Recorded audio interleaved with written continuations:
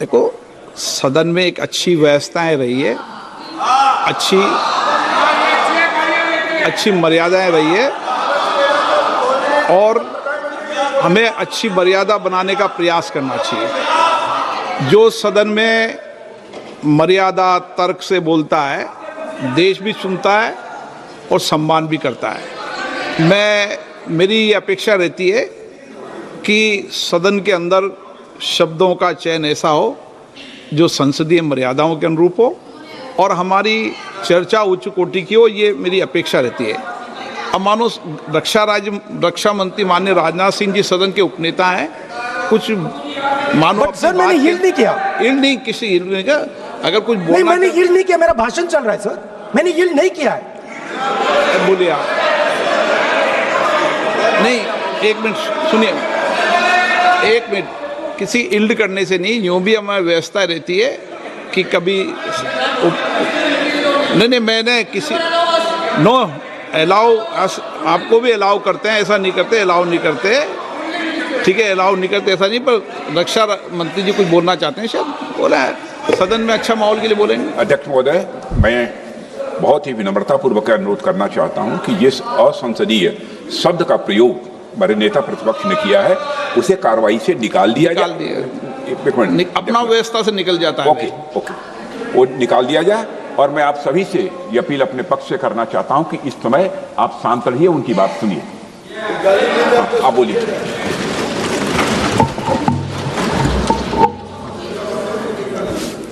So, there are 3 categories of people. I'm not using the word. There is one category of people called student, विद्यार्थी, जो विद्या का अर्थ ढूंढता है. And then there are the 2 other categories which I will not name.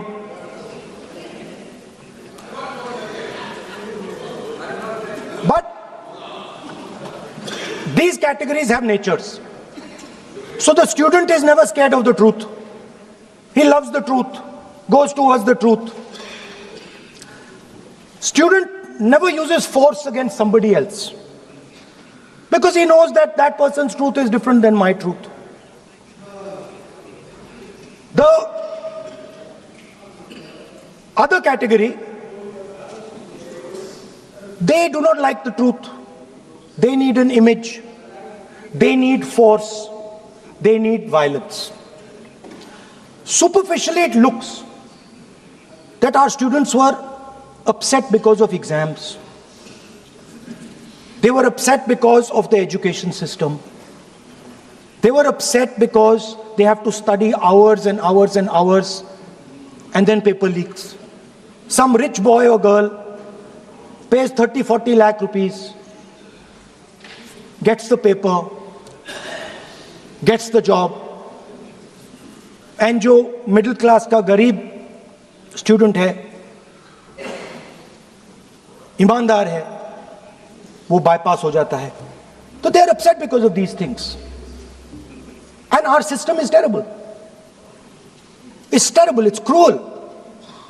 Lakhs and lakhs of rupees are taken from the poorest people. Everything has been privatized. Paper leaks. In one exam something happens. In another exam something else happens. Some people are allowed re-exam, some people are not allowed re-exam. Rampant privatization means private companies are checking exams, wrong papers are going. It's a brutal, terrible system. It's an extortion system. I said it in my meetings.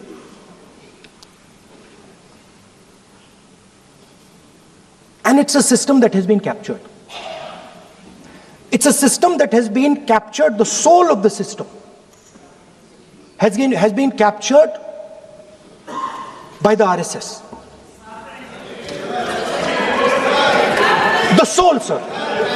Rajnath Singh ji said, sir, please.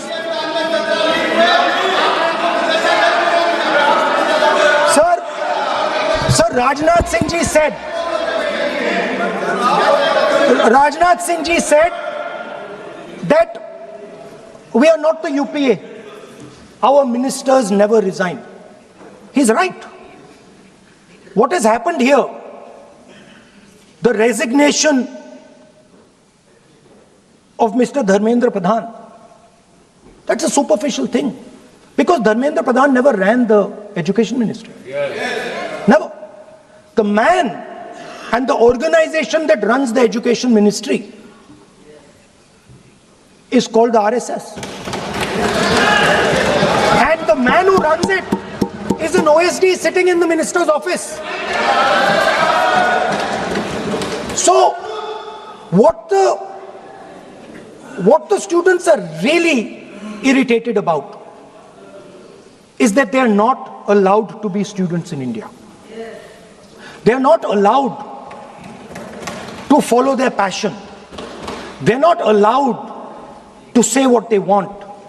They are not allowed to ask the questions that they want. They have to buy this nonsensical history that the RSS fantasizes about. They have to buy this structure. Every single university in India, the students should know this, and I'm saying this for them.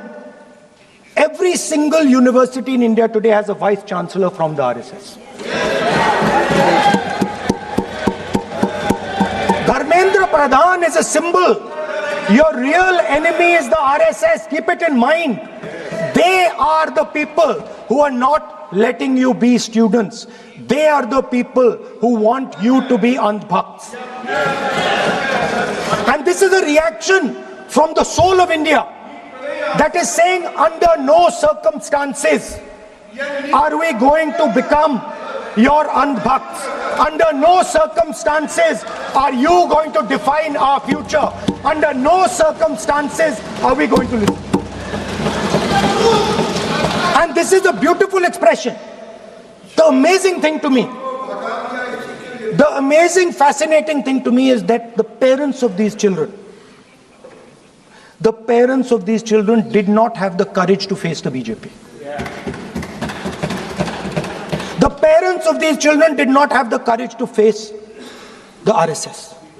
And yet these children, brave, imaginative, powerful, stood there and faced whatever you could throw at them. I've got some experience about facing the RSS, about facing Mr. Narendra Modi, about facing this group. The game is not about facing them. There's nothing in them. There's nothing in the RSS. The game is about facing your own fear. And that is what the students did. The students overcame their fear. The students challenged the idea that you could destroy them. They challenged the idea that you could destroy their career. They asked the question, why are you not allowing us to have jobs? They asked the question, why can we not fall in love with somebody we like? They asked the question, why do you attack different religions? They asked all these questions, and they asked it in public. You couldn't do nothing about it. And I'm very happy today to see that the so-called Home Minister of this country does not have the courage to come and sit here. He does not have the courage to come and sit here. Sir, please. आज प्रश्न है, I saw the Home माननीय मंत्री जी Minister. बैठे हैं, जिनका विधेयक है वो बैठे हैं. I saw the Home Minister, sir. Carcade. Sir, I saw the carcade. 30 cars. With the Home Minister sitting inside the car. Like that. Looking. Shaking. What is this, sir? Speaker, sir. Why is the Home Minister not here today? The Home Minister is not here today because he's not here today because he is scared.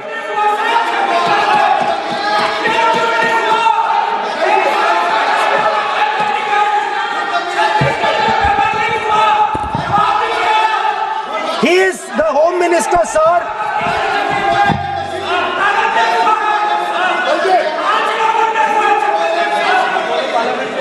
Sir बैठ जाओ। देखिए, आज home मंत्रालय पे चर्चा नहीं हो रही। आज जिस विधेयक पर सर, मैं चर्चा क्या बोल- माननीय what are we मंत्री जी doing? बैठे हैं, The Home Minister, sir, the Home Minister no, आज होम is मिनिस्टर पर scared. चर्चा नहीं है। जिस विधेयक पर चर्चा है, वो विधेयक पे मंत्री बैठे हैं। यही व्यवस्था रहती है सदन के अंदर। Sir, the Home Minister.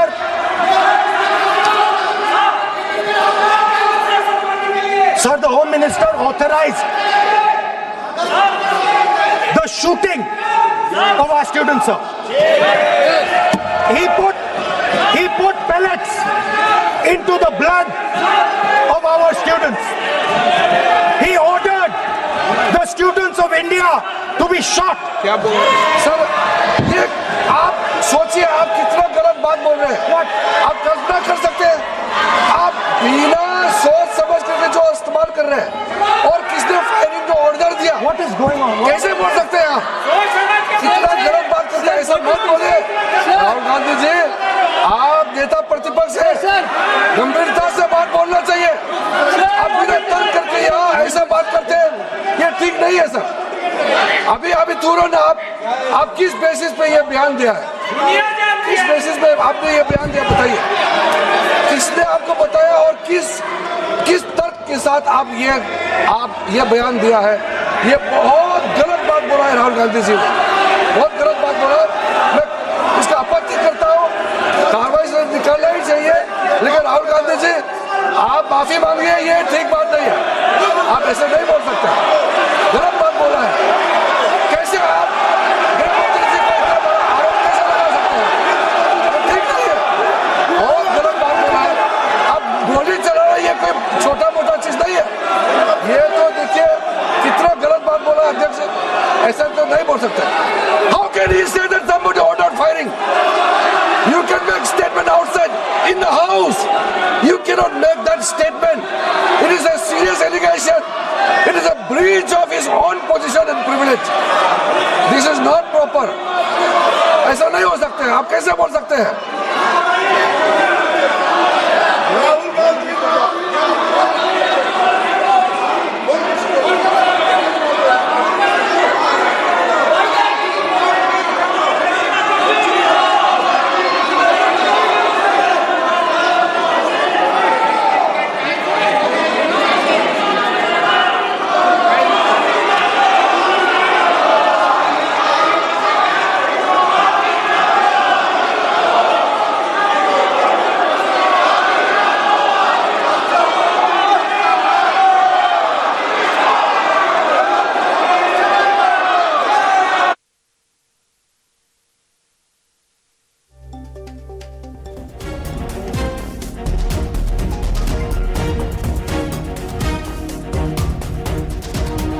तो राहुल गांधी के द्वारा सदन में जिस तरह के शब्दों का इस्तेमाल किया गया, उस पर संसदीय कार्य मंत्री किरेन रिजिजू ने आपत्ति जताई है और सदन की कार्रवाई हंगामे के बीच जारी है।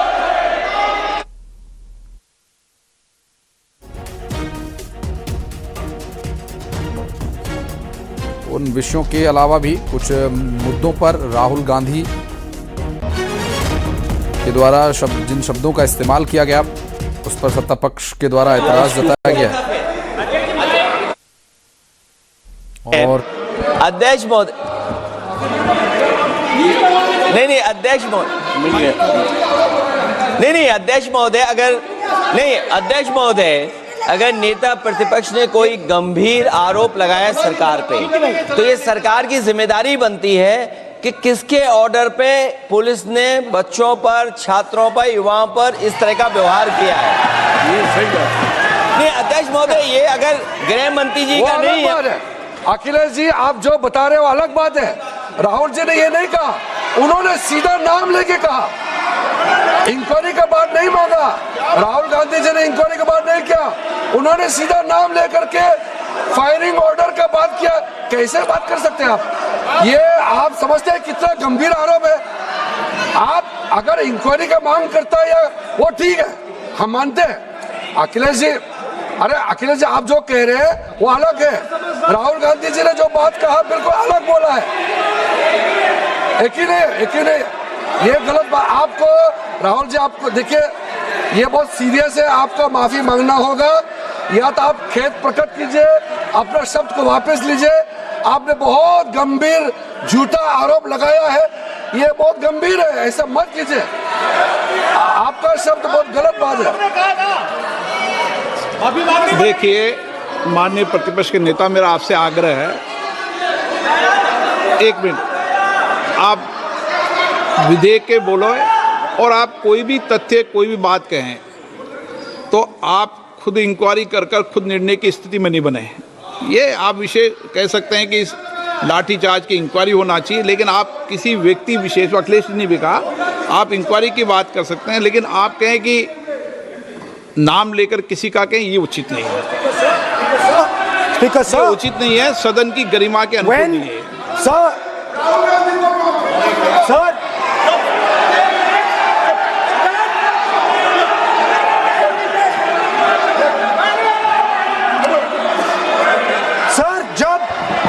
जब आतंकवादी को गोली मारी जाती है,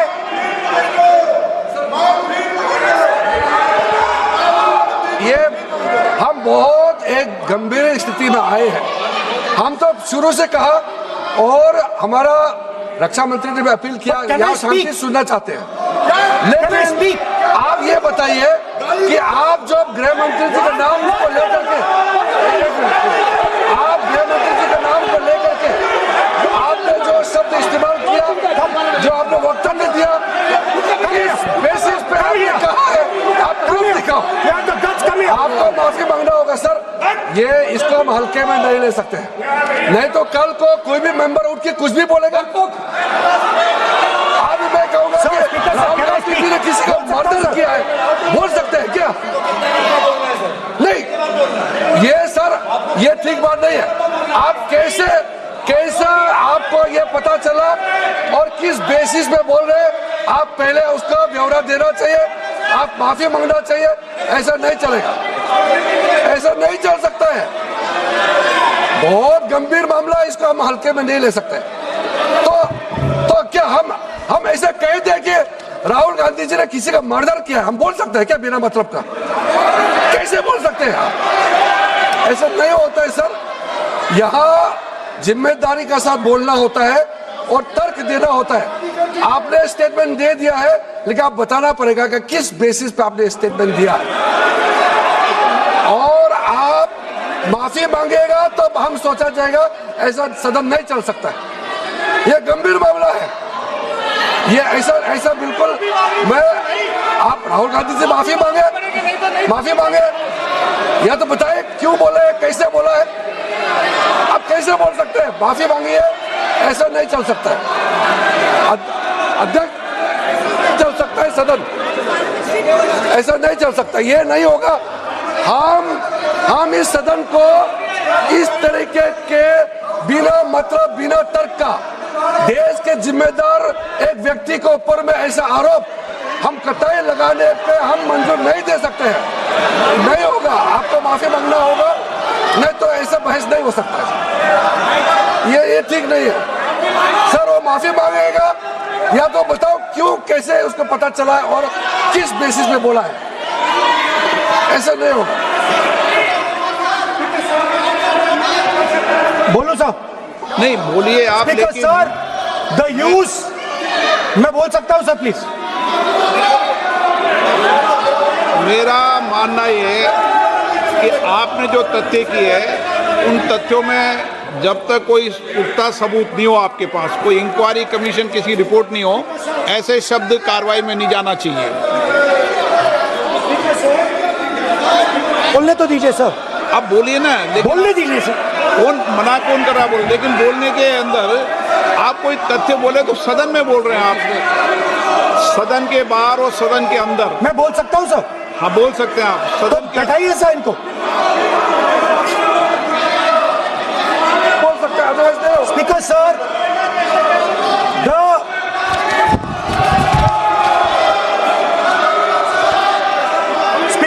the use of force, The use of force can only be authorized by the Home Minister. It cannot be authorized either by the Home Minister or the Prime Minister. ऐसे नहीं चल सकता सर। आप सदन के अंदर हमारे कई बार कहने के बाद भी, बार बार आग्रह करने के बाद भी आप शेर की अवहेलना कर रहे हैं, उचित नहीं है। नो, आप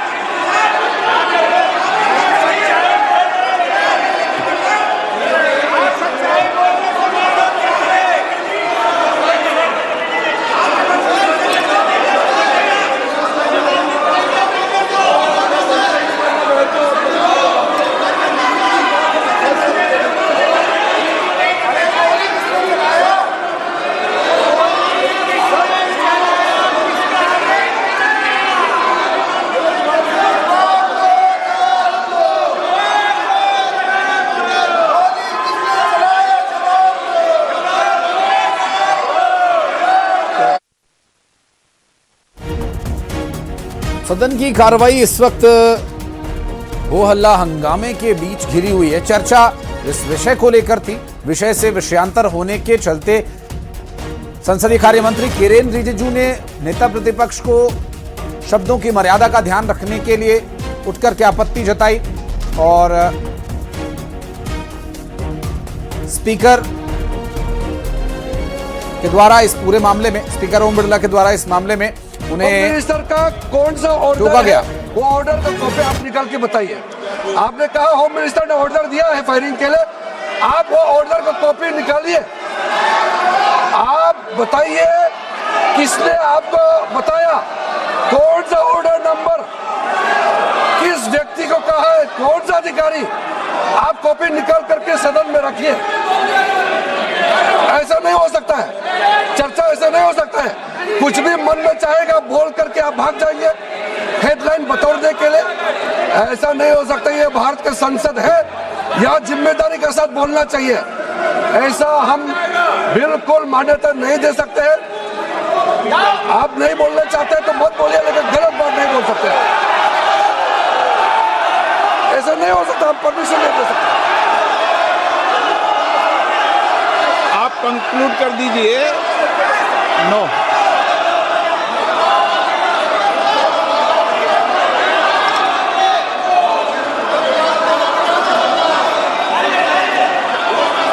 माननीय प्रतिपक्ष के नेता जी से मैंने आग्रह किया है कि वह बिना तथ्यों के, बिना सबूतों के, बिना निष्कर्षों के सदन के अंदर कोई बात को नहीं कहे। ऐसा सदन के अंदर नहीं चलता है। सदन के बाहर और सदन के अंदर बोलने में सदन की मर्यादाएं, नियम, प्रक्रिया होती है। ये मेरे आपसे नो नियम होता है। आप किसी बात पर आरोप लगाए तो नोटिस दीजिए। आप बिना नोटिस के, बिना किसी के आरोप नहीं लगा सकते। आपने बिना इंक्वायरी, बिना कोई इंक्वायरी जजमेंट के कोई भी किसी पर आरोप नहीं लगा सकते। आप किसी पे नहीं लगा सकते, एक सदस्य भी नहीं लगा सकते। आप नहीं बोलना चाहते, मैं नियमों से बात कर रहा हूं, नियमों के पर एक भी बात नहीं कर रहा। मैं नियमों के विपरीत नहीं जा रहा हूं बिल्कुल भी। सदन नियमों प्रक्रियाओं से चलता है, इतने गुस्से में मत होइए आप। सदन नियमों प्रक्रियाओं से चलता है। मैंने नियमों के तहत ही आपको आग्रह किया है कि सदन में कोई भी आरोप लगाते समय पूरे तथ्य, निष्कर्ष या किसी की रिपोर्ट के आधार लगता है, ऐसा नहीं है। नहीं, He's not giving me mic. आप माइक तो दीजिए, माइक तो दीजिए। माइक दीजिए, लेकिन बोलेंगे आप। माइक नहीं है, माइक नहीं है सर। माइक तो चालू है। बंद कर रहे हैं। आप मानिए से, लेकिन सदन की गरिमा से बोलेंगे आप। मैं बोल सकता हूं सर। आप बोल सकते हैं, लेकिन सदन के नियम प्रक्रियाओं से बोल सकते हैं। उनको आप बैठाइए सर। No,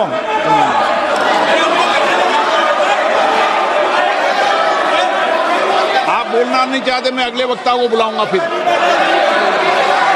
बैठाइए sir.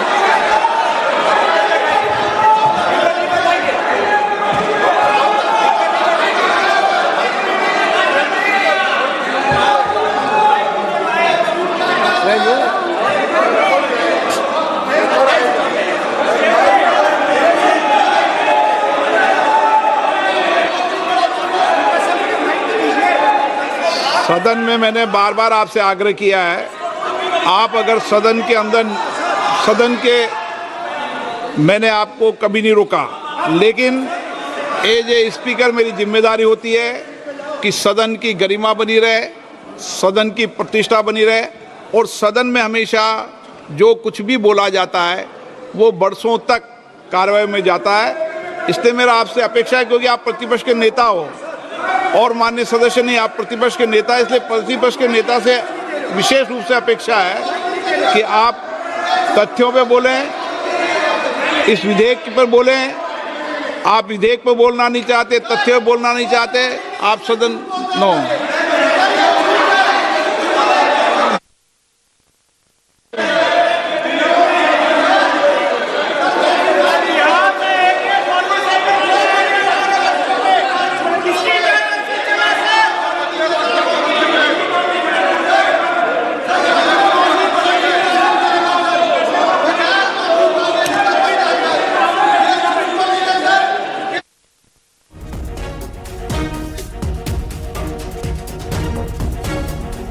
तो शब्दों पर अब इस वक्त सदन में गंभीर स्थिति बनी हुई है, चर्चा आगे नहीं बढ़ पा रही है।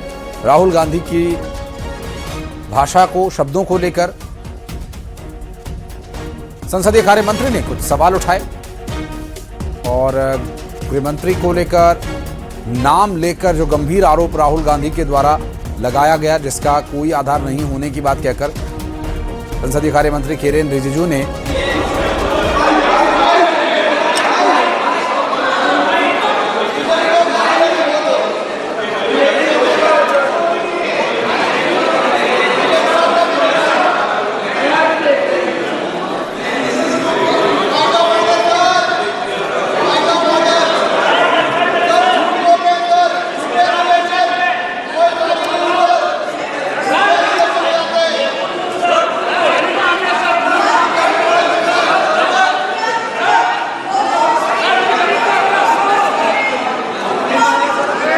नो, ऐसा नहीं चल सकता। सदन के अंदर आप सबने नियम प्रक्रिया बनाई है, अच्छी परंपरा है। आप सदन का उपयोग नियम प्रक्रियाओं के तहत करें, ये अपेक्षा मेरी है आपसे।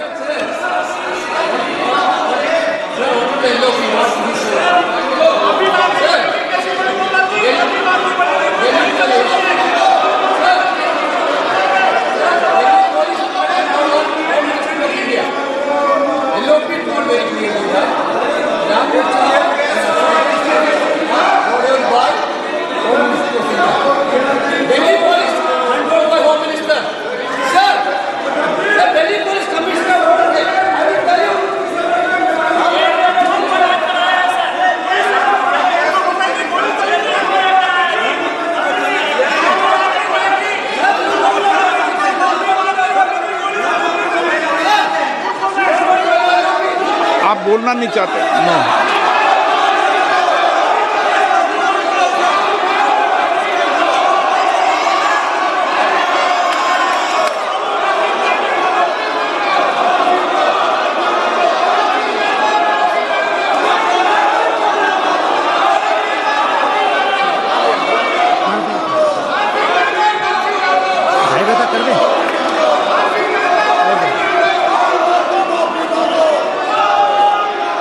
आप बोलना नहीं चाहते।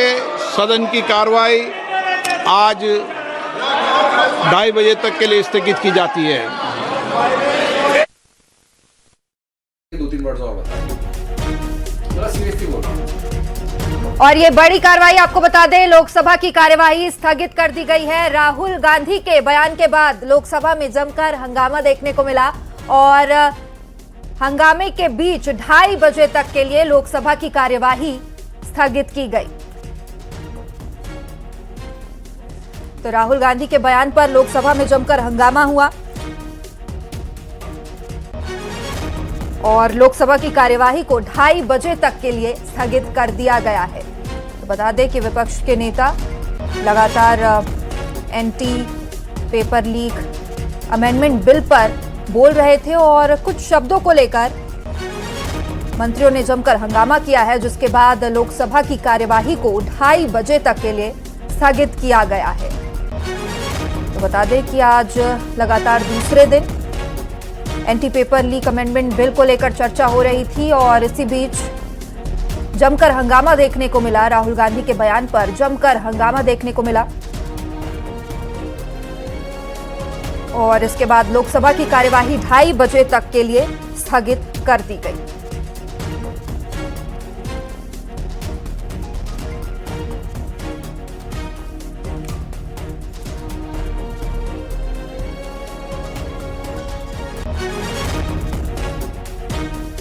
तो बता दें कि विपक्ष के नेता राहुल गांधी पेपर लीक से जुड़े पब्लिक एग्जामिनेशन संशोधन विधेयक 2026 में लोकसभा में बोल रहे थे और इसी बीच उनके कुछ शब्दों को लेकर जमकर हंगामा देखने को मिला और इसके बाद विपक्ष ने भी हंगामा किया और लोकसभा की कार्यवाही को हंगामे की वजह से